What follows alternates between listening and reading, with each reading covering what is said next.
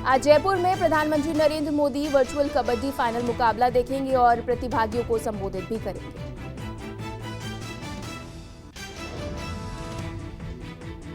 प्रधानमंत्री मोदी 6 फरवरी को कर्नाटक में तैयार हुए एशिया की सबसे बड़ी हेलीकॉप्टर फैक्ट्री का उद्घाटन करेंगे। प्रधानमंत्री 11 राज्यों केंद्र शासित प्रदेशों में E20 ईंधन लॉन्च करेंगे। E20 ईंधन में पेट्रोल के साथ 20% इथेनॉल मिलाया गया है। आज PM Modi Tumakuru industrial township की आधारशिला रखेंगे। इसे national industrial corridor development programme के तहत विकसित किया गया है।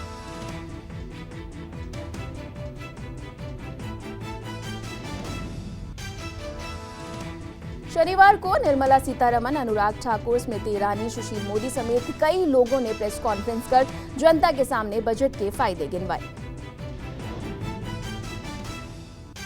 बागेश्वर धाम के पीठाधीश्वर पंडित धीरेन्द्र कृष्ण शास्त्री के समर्थन में आज दिल्ली के जंतर मंतर में सनातन धर्म संसद का आयोजन किया जा रहा है। इस धर्म संसद में सभी हिंदू संगठनों को आमंत्रित किया गया है। यूसीसी मामले में all India Muslim personal law board ने आज लखनऊ में अहम बैठक बुलाई है। बैठक में एआईएमआईएम के चीफ असदुद्दीन ओवैसी भी शामिल होंगे।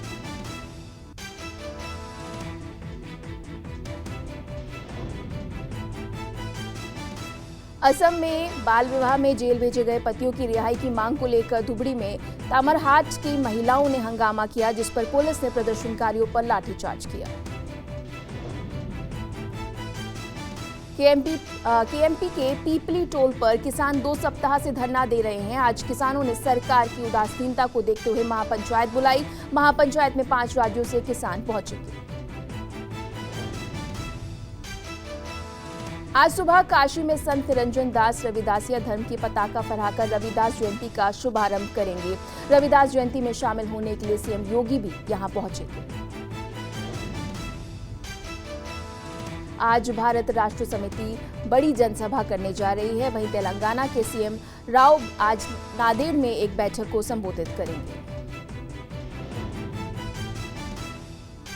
पात्रा चाल मामले को लेकर एक बड़ा विरोध प्रदर्शन होगा। इस विरोध प्रदर्शन में महिलाएं, बच्चे और बुजुर्ग भी शामिल होंगे। पेपर लीक मामले में राज्यसभा सांसद करोड़ी लाल मीणा ने अनूठा प्रदर्शन किया। मीणा जयपुर की सड़कों पर लालटेन और मोमबत्ती लेकर सरकार को ढूंढते नजर आए। गाजियाबाद में यातायात सड़क सुरक्षा महासप्ताह समाप्त हो गया है। इस दौरान कविनगर रामलीला मैदान से महामाया स्टेडियम तक लोगों को जागरूक करने के लिए रैली निकाली गई। गाजियाबाद के सिटी फॉरेस्ट में 1 दिसंबर 2022 को 5 साल की बच्ची की रेप के बाद हत्या कर दी गई थी। हत्या के मामले में कोर्ट ने दोषी सोनू गुप्ता को फांसी की सजा सुनाई।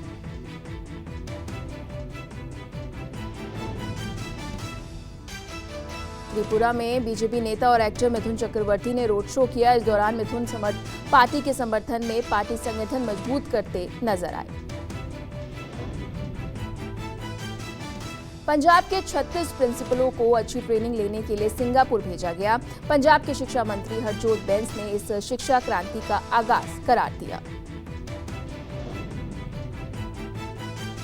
वाराणसी में फार्मेसी काउंसलिंग की बैठक आयोजित की गई, जिसमें उत्तर प्रदेश के मुख्यमंत्री योगी आदित्यनाथ ने शिरकत की। केंद्रीय मंत्री धर्मेंद्र प्रधान ने कहा कि देश में शिक्षा स्तर में सुधार लाने के लिए सरकारी स्कूलों के 1 करोड़ से ज्यादा शिक्षकों को ट्रेनिंग देकर उनके स्किल में बढ़ोतरी की जाएगी। केंद्रीय मंत्री अनुराग ठाकुर और एलजी मनोज सिन्हा ने खेलो इंडिया विंटर गेम्स का थीम सॉन्ग और जर्सी लॉन्च की। इन खेलों का आयोजन 10 से 14 फरवरी तक होगा। ईस्टर्न नागालैंड पीपल्स ऑर्गेनाइजेशन ने चुनाव के संचालन में सरकार के साथ सहयोग करने की जनता से अपील की। इसको लेकर ईएनपीओ ने बाकायदा एक प्रेस नोट भी जारी किया। बिहार के रोहतास जिले में एक निजी स्कूल संचालक ने जेडीयू नेता आलोक सिंह को सिक्कों से तोला। आलोक सिंह का कहना था, ये उनके प्रति लोगों का स्नेह है।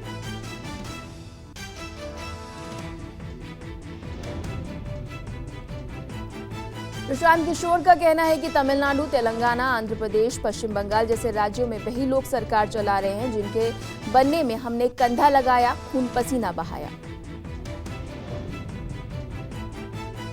बहरीन में एशियन क्रिकेट काउंसिल की बैठक हुई है। इस साल सितंबर में होने वाले एशिया कप की मेजबानी पाकिस्तान को सौंपी गई थी।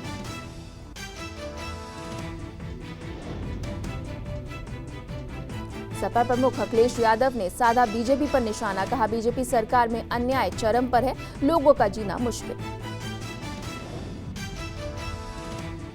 अखिलेश ने कहा कि लोगों को बेवजह परेशान किया जा रहा है, बीजेपी सरकार में कानून व्यवस्था चरम पर है, हमारे कार्यकर्ताओं पर गलत आरोप लगाया जा रहा है। अदानी मुद्दे पर पहली बार वित्त मंत्री का बयान, एजेंसियां अपना काम कर रही हैं, आरबीआई अपना काम कर रही है, एलआईसी ने अपना पक्ष रखा। निर्मला सीतारमण ने कहा कि पहले भी एफपीओ वापस लिए गए हैं, भारत की वित्तीय स्थिति अच्छी है, भारत की छवि प्रभावित नहीं हुई है।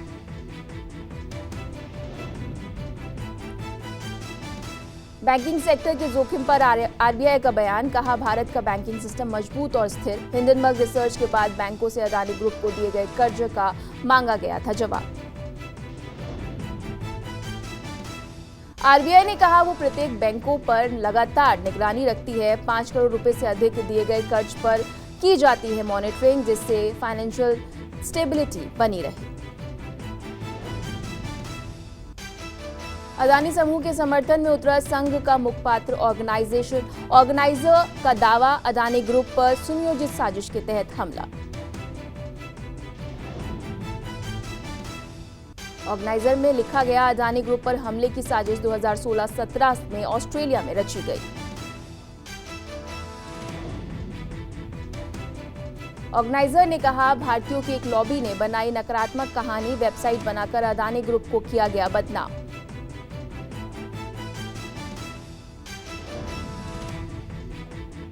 दिल्ली में बीजेपी का विरोध प्रदर्शन, केजरीवाल सरकार के खिलाफ किया प्रदर्शन। मुंबई में फायर ब्रिगेड भर्ती के दौरान हंगामा, दहिसर में पुलिस और अभ्यर्थियों में झड़प, फायर ब्रिगेड भर्ती में धांधली का आरोप।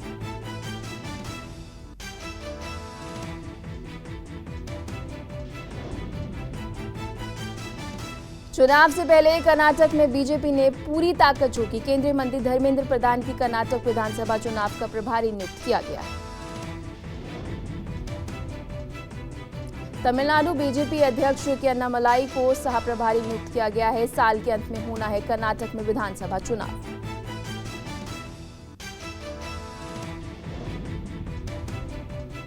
मिशन झारखंड पर गृह मंत्री अमित शाह, देवघर में बाबा बैद्यनाथ मंदिर में की पूजा, विजय संकल्प रैली को किया संबोधित। शाह ने देवघर में कई कार्यक्रमों में लिया हिस्सा, दर्शन पूजन के बाद विकास परियोजनाओं का किया शुभारंभ।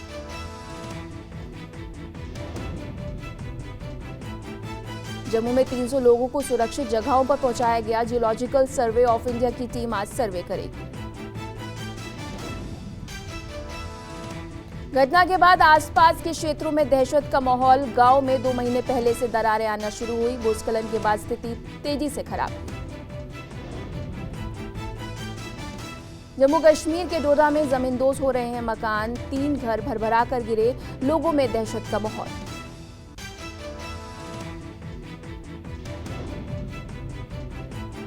जोशीमठ भू धसाव के अध्ययन और समाधान को लेकर दिल्ली में एनडीएमए की बैठक, प्रभावितों के पुनर्वास को लेकर अहम चर्चा। बैठक में मुख्य सचिव और जोशीमठ का अध्ययन कर रहे वैज्ञानिकों के प्रमुख शामिल हुए, वर्चुअल माध्यम से सभी बैठक में हुए शामिल।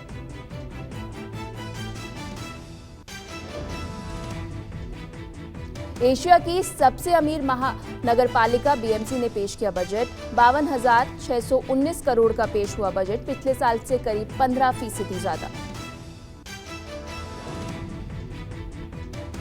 बीएमसी ने बजट में कहा 2023-24 में बीएमसी के स्वामित्व वाले सार्वजनिक पार्किंग क्षेत्रों में इलेक्ट्रिक वाहनों के लिए लगेंगे अधिक चार्जिंग स्टेशन।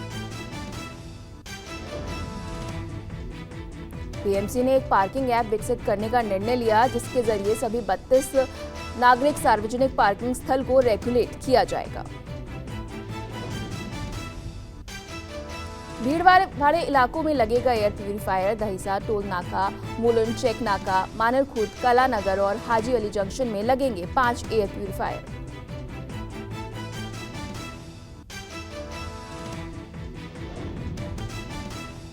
सीआरपीएफ और नलबाड़ी पुलिस ने धनताला में छापेमारी और तलाशी अभियान चलाया और भारी मात्रा में हथियार और गोला बारूद बरामद किए। दुनिया हिंसा में कान में मारे गए पत्रकार रमन कश्यप के भाई पवन कश्यप की 2 फरवरी को सुरक्षा कर्मियों से कहासुनी हो गई थी। इस मामले में पुलिस ने जांच शुरू कर दी है और सिपाही को पुलिस लाइन भेज दिया गया है। नोएडा पुलिस ने नाइजीरियन गिरोह के साइबर फ्रॉड मामले में 7 लोगों को गिरफ्तार किया। गिरफ्तार आरोपी किराए और कमीशन पर बैंक खाता मुहैया कराते थे। मध्य प्रदेश सरकार होनहार युवाओं को सरकारी योजनाओं की मॉनिटरिंग के लिए ग्राउंड लेवल पर ड्यूटी पर तैनात कर रही है। बदले में इन युवाओं को 8,000 रुपए हर महीने मिलेंगे।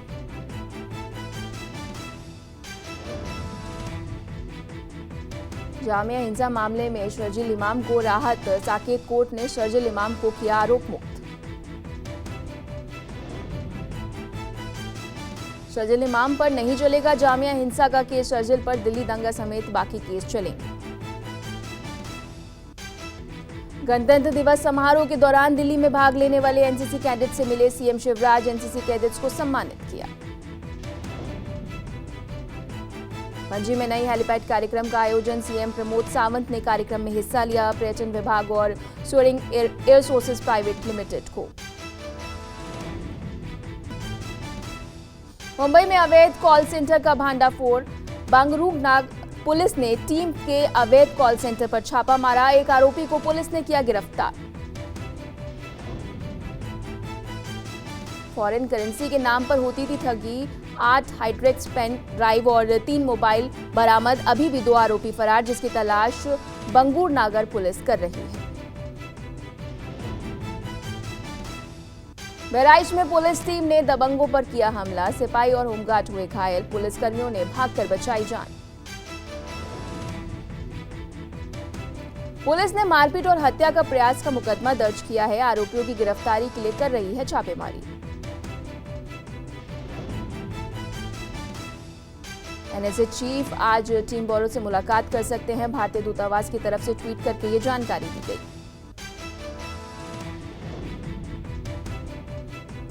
अमेरिका की पूर्व विदेश मंत्री हिलेरी क्लिंटन आज से 2 दिवसीय गुजरात के दौरे पर रहेंगे।